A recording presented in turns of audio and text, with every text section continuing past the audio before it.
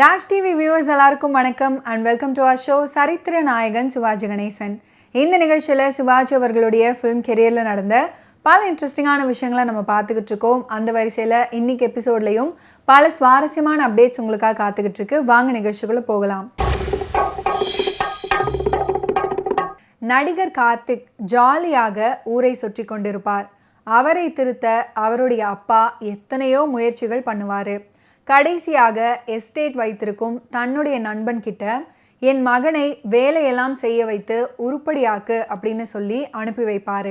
அடடா, உள்ளத்தை அள்ளித்தா படம் தானே, செம்ம படம் அப்படின்னு நம்மளை யோசிக்க வைக்கும். ரஜினி அடிதடி வம்பு அப்படின்னு போய்கொண்டே இருப்பார். இவரை திருத்த ஒரே வழி கிராமத்தில் இருக்கிற நண்பன் செந்தாமரை தான் அப்படின்னு முடிவு பண்ணி ரஜினியை கிராமத்துக்கு அனுப்பி வைப்பாங்க. அங்கே ரஜினி அவர்கள் செய்யும் கலாட்டாக்களும் பாம்பை பார்த்து பா பா பா அப்படின்னு ரஜினியின் பாம்பு காமெடியும் வேற லெவலில் அமைஞ்சிருக்கும். இது தம்பிக்கு எந்த ஊர் படம் தானே அப்படின்னு நம்ம நினைவுக்கு வரும். ரஜினி காமெடியில் கலக்கி இருப்பார். காதலின் தீபம் ஒன்று பாட்டெல்லாம் சூப்பராகவே இருக்கும். இந்த ஆள் மாறாட்ட கதை இன்றைக்கும் பயன்படுகிறது. காதலா காதலா படத்தில் இதன் சாயல் உண்டு. இந்த படங்களுக்கு மட்டுமல்ல, இன்னும் எத்தனையோ படங்களுக்கும் மிகப்பெரிய இன்ஸ்பிரேஷனாக இருந்த படம் ஒன்று இருக்கு. அதை ஆதாரமாகவும் இன்ஸ்பிரேஷனாகவும் வைத்து கொண்டு தான் எல்லோரும் அந்த கதைக்குள் புகுந்து புறப்பட்டு ஜெயித்தார்கள். சிவாஜி அவர்கள் நடித்த அந்த படம் சபாஷ் மீனா. சபாஷ் மீனா 1958 வெளிவந்த தமிழ் நகைச்சுவை திரைப்படமாகும். B.R. பந்துலு தயாரித்து இயக்கிய இந்த திரைப்படத்தில் சிவாஜி கணேசன் அவர்கள், பி சரோஜா தேவி அவர்கள், சந்திரபாபு, மாலினி ஆகியோர் முதன்மை வேடங்களில் நடிச்சிருப்பாங்க. பந்துலு, S.V. ரங்காராவ் ஆகியோர் துணை கதாபாத்திரங்களில் நடிச்சிருப்பாங்க. ஆக்ஷன் படத்தின் மூலம் இணைந்த நடிகர் திலகம் சிவாஜி கணேசன் மற்றும் B.R. பந்துலு கூட்டணி அடுத்து சபாஷ் மீனா அப்படின்ற காமெடி படம் மூலம் ரசிகர்களை மகிழ்வித்தது. சிறந்த கிளாசிக் காமெடி படங்கள் வரிசையில் இந்த படத்துக்கும் இடம் உண்டு. சிவாஜி கணேசன் சந்திரபாபு கூட்டணியில் ரசிகர்களின் வயிற்றை புண்ணாக்கும் விதமாக சிரிக்க வைத்த படம்னா சபாஷ் மீனா. தமிழில் வெளிவந்த பிளாக் அண்ட் ஒயிட் படங்களில் முழு நீள காமெடி படமாகவும், தெலுங்கு, மலையாளம், ஹிந்தி ஆகிய மொழிகளில் ரீமேக் செய்யப்பட்ட படமாகவும் இருந்த இந்த படத்தை இயக்கியவர் B.R. பந்துலு அவர்கள். சிவாஜி கணேசன் அவர்களை வைத்து தங்கமலை ரகசியம் அப்படின்ற ஆக்ஷன் கலந்த சாகச படத்தை இயக்கினார் B.R. பந்துலு. அந்த படம் வெற்றி பெற்ற நிலையில் திரைக்கதை ஆசிரியரும் வசனகர்த்தாவாகவும் பா நீலகண்டன், இயக்குனர் B.R. பந்துலு, நடிகர் திலகம் சிவாஜி கணேசன் ஆகியோரின் கூட்டணி மீண்டும் இந்த படத்தில் இணைந்தது.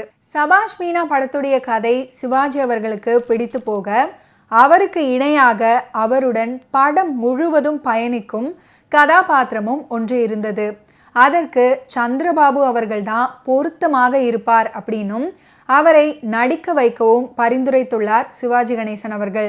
அதுக்கப்புறம் அவரிடம் கதை சொல்லப்பட்ட நிலையில் நடிக்க சம்மதம் தெரிவித்த சந்திரபாபு அவர்கள் அடுத்து ஒரு அதிர்ச்சி கலந்த விஷயத்தை படக்குழுவினர்கிட்ட சொல்லியிருக்கிறாரு. சிவாஜி அவர்களுக்கு கொடுக்கும் சம்பளத்தை விட ₹1 தனக்கு அதிகமாக தர வேண்டும் அப்படின்றது தான் அந்த செய்தி. இதை கேட்டு படக்குழுவினர்கள் அதிர்ந்து போக சிவாஜி அவர்களிடம் விஷயம் சென்ற பிறகு அதை அவர் பெரிதாக எடுத்துக்கொள்ளாமல் சந்திரபாபு கதாபாத்திரம் பெரிதும் பேசப்படும் அப்படின்னு சொல்லி அவர் கேட்கும் சம்பளத்தை தருமாறு சொல்லியிருக்கிறாங்க. இது அப்போது பெரிய விஷயமாக பார்க்கப்பட்டதுடன் இப்போது வரை பேசப்படும் விஷயமாகவே இருந்து வருகிறது. சபாஷ் மீனா திரைப்படத்தில் அலங்கார வள்ளியே அப்படின்ற ஒரு அபூர்வமான பாடல் அமைஞ்சிருக்கும். சந்திரபாபு அவர்களுக்கு சீர்காழி அவர்கள் தான் குரல் கொடுத்திருப்பாரு. அதுதான் முதலும் கடைசி. சபாஷ் மீனா படத்தின் ஹீரோவாக நடிகர் திலகம் அவர்கள் நடிச்சிருந்தாலும் சந்திரபாபு அவர்களுக்கு இரட்டை வேடம். அதில் ஒன்றாக ரிக்ஷாக்காரனாக தோன்றுவார். ஏற்கனவே மெட்ராஸ் பாஷையில் வெளுத்து வாங்கும் சந்திரபாபு அந்த கதாபாத்திரத்தில் காமெடியில் கலாட்டா பண்ணியிருப்பார். சிவாஜி அவர்களின் தந்தையாக S.V. ரங்காராவ், சிவாஜி அவர்களுக்கு ஜோடியாக மாலினி, சந்திரபாபு அவர்களுக்கு ஜோடியாக சரோஜா தேவி அப்படின்னு நடிச்சிருப்பாங்க. இந்த படத்துடைய கதை அப்படியே காலத்துக்கு ஏற்ப சிறிய மாற்றங்களையும் நடிகர் நடிகைகளை மாற்றியும் இயக்குனர் சுந்தர் சியின் படமான உள்ளத்தை அள்ளித்தா அமைஞ்சிருக்கும். இந்த செய்தியை இயக்குனர் சுந்தர் சி அவர்களே பல பேட்டிகளில் வெளிப்படையாக தெரிவிச்சிருக்கிறாரு. சபாஷ் மீனா திரைப்படத்துடைய கதை என்னன்னு பார்த்தீங்கன்னா, நாடகம், நண்பர்களுடன் ஊர் சுற்றுதல், வீட்டுக்கு தெரியாம நைட் ஷோ போவது அப்படின்னு ஜாலியாக சுற்றி கொண்டிருப்பாரு நடிகர் திலகம் அவர்கள். மிகப்பெரிய செல்வந்தரான அவரின் அப்பாவுக்கு சிவாஜி அவர்கள் தான் ஒரு பெரிய தலைவலி. திருச்சியில இருந்தா இவர் தேரமாட்டாரு. சென்னையில் இருக்கும் நண்பனிடம் அனுப்பி வைத்து அவனை நல்ல வழிக்கு கொண்டு வர சொன்னால்தான் இவரை தேற்ற முடியும் அப்படின்னு சென்னையில் இருக்கிற நண்பர் ரங்காராவ் கிட்ட அனுப்பி வைக்கிறாரு. சிவாஜி அவர்களுடைய நண்பர் சந்திரபாபு ஊருக்கு கிளம்பும் போது சந்திரபாபுவையும் அழைத்து வருவாரு.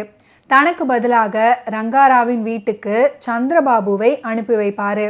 இதோ என் அப்பா கொடுத்த கடிதம் அப்படின்னு சந்திரபாபு கொடுக்க சென்னையில் பணம் இல்லாமல் சிவாஜி அவர்கள் கஷ்டப்பட அங்கே குலதெய்வம் ராஜகோபாலின் அறிமுகம் கிடைக்கும். ரங்காராவின் மகள் சரோஜா தேவி.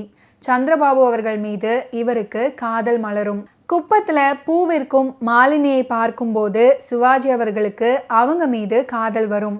நடுவே மகன் காணாமல் போனதால மனநிலை பாதிக்கப்பட்ட செல்வந்தர் சிவாஜியை பார்த்து மகனே என்று அழைத்து செல்வார் வீட்டுக்கு.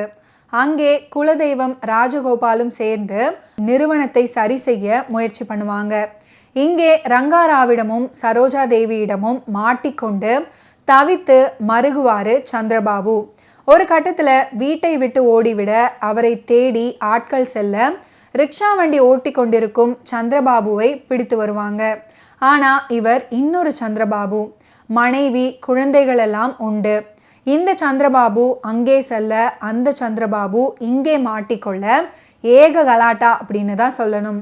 பூவிற்கும் மாலினியின் முறைமாமன் கள்ளப்பாட் நடராஜன் மனநிலை பாதிக்கப்பட்ட முதலாளி கிட்ட வேலை செய்வார். ஏகப்பட்ட பணத்தை சுருட்டி இருப்பார். இதை எல்லாத்தையும் கண்டுபிடித்த நடிகர் திலகம் நடவடிக்கை எடுக்க ஆரம்பிப்பார். இந்த பிரச்சனையில் கள்ளப்பாட்டின் நாடகத்தில் சிவாஜி அவர்கள் ஒருவரை சுட்டு சாகடித்து விட்டதாக பிளான் பண்ணிவிட போலீஸ் துரத்தும். சிவாஜி அவர்கள் தலைமறைவு. பிறகென்ன, ஒரு பக்கம் சிவாஜியை கைது பண்ணுவாங்க, இன்னொரு பக்கம் 2 சந்திரபாபுகளையும் கைது பண்ணுவாங்க. இறுதியில் எல்லா உண்மைகளும் தெரிந்து எல்லோரும் ஒன்று சேருவார்கள். கடைசியில் சுபம் போட்டு படம் முடியும் போது நாமும் மனம் முழுக்க மகிழ்ச்சியும் முகம் முழுக்க சிரிப்புமாக சந்தோஷமுமாக உணர்வோம். ஓகே வியூவர்ஸ், இன்னைக்கு நிகழ்ச்சியில் நடிகர் திலகம் சிவாஜி கணேசன் அவர்களுடைய ஃபிலிம் கெரியரில் நடந்த பல இன்ட்ரெஸ்டிங்கான விஷயங்களை நீங்கள் பார்த்து தெரிஞ்சிருப்பீங்க. மீண்டும் அடுத்தடுத்த எபிசோட்ஸில் சந்திப்போம். நன்றி, வணக்கம்.